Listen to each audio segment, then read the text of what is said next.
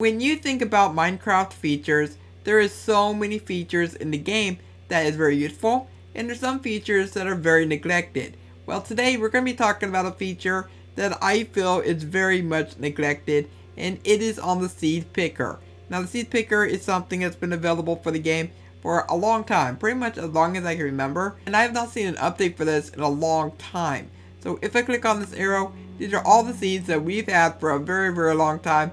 And the last time they updated this was, I believe, when we got the village and pillage update, and that was a few years ago. And ever since then, we've seen the same old seeds. But I feel like the Mojang is going to be updating this. If you think about 1.18, that's going to be the update that's changing world generation forever. So if I click on one of these seeds during Caves and Cliffs, then what's going to happen is it's not going to be the same seed. I'm actually going to go for a better seed. I'm actually going to go for Coastal Village. Okay, this one's going to be a good example. Now, we all know about Coastal Village. This is a very popular seed, because if I click on proceed, this will go ahead and give us a village right at spawn. And this is perhaps one of my favorite looking seeds. So it's right over this hill, and there is our lovely village. So take a good look at the seed. Take a good gander at this, and go ahead and keep it into your mind. So we have ourselves a village right there. We have a big old desert, and we have a savanna right over there as well, plus another village right down there. Now, if I go and click on save and quit, I'm going to load up the same world, but with Caves and Cliffs on. So I've activated the seed, and I got Caves and Cliffs on. So now I click on create. So we're now inside the seed, and for Coastal Village, this is what the seed now looks like. We have a jungle way over there. We have an abandoned portal. We have a savanna village down there. And our once known Coastal Village, it is now abandoned and it's been put over this way. So for this entire seed, it is completely different. So this is why I feel like that this will completely change when 1.18 does release. And I think it's about time. Because when you think about finding seeds on the internet, there is a lot of seeds that you can use. There's a lot of seeds that you can find. And there's a lot of programs out there that make things a lot easier.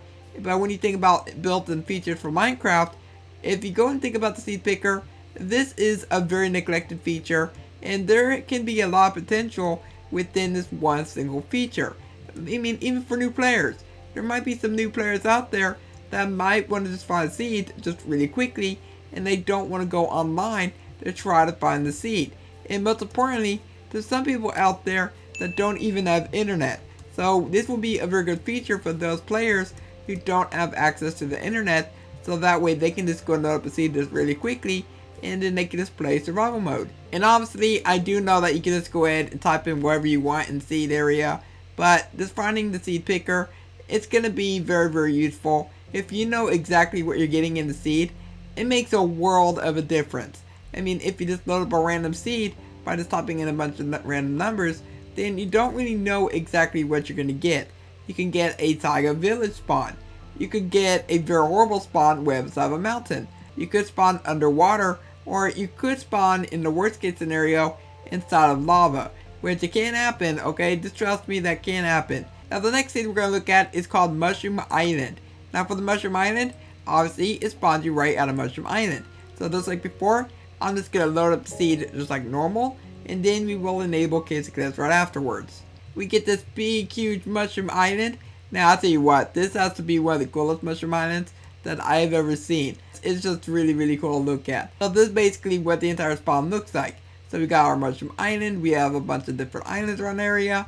But now, if I go ahead and activate Caves and Cliffs, it's going to look a little bit different. So we're now loading back into the seed with Caves and Cliffs enabled, may I remind you. And this is where we spawn now. Now for the Mushroom Island, the Mushroom Island is now over here. It is still in the same positioning, but however, there is now a mountain right in the middle of this biome. I'm not really sure how mountain positioning works inside the game, but definitely has taken over part of the Mushroom Island. So there's a little bit of Mushroom Island down there as well. So if you want a mountain right at spawn, then you can just go load up the seed. I'll tell you what, this is a very beautiful seed, because if you think about it, building a base right in this spot, now that would be awesome. I have to say that this is a pretty cool mountain range. But not only that, but we got two ruins right at the surface. I literally have never seen this before.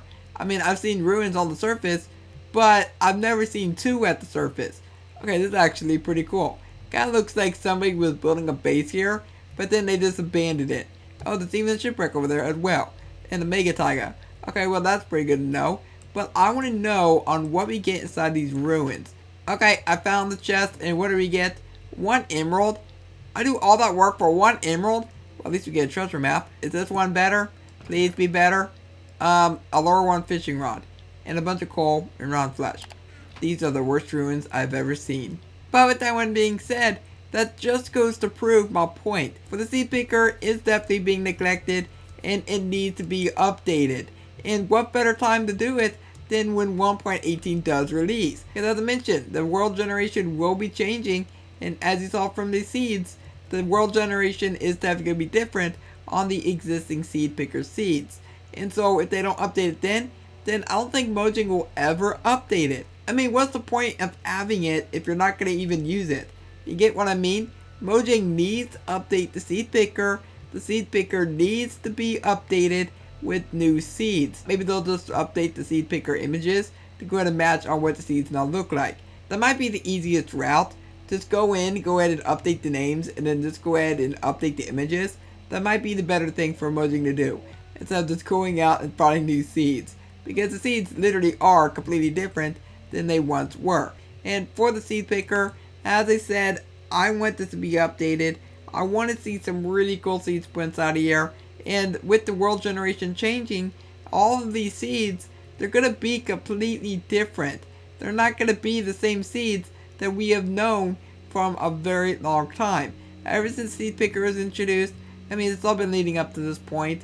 We need new seeds inside of here, and it's just going to be a really good time for them to do that. Now down below in the comments, I do want you to tell me what you think of this subject, and what do you think of the seed picker?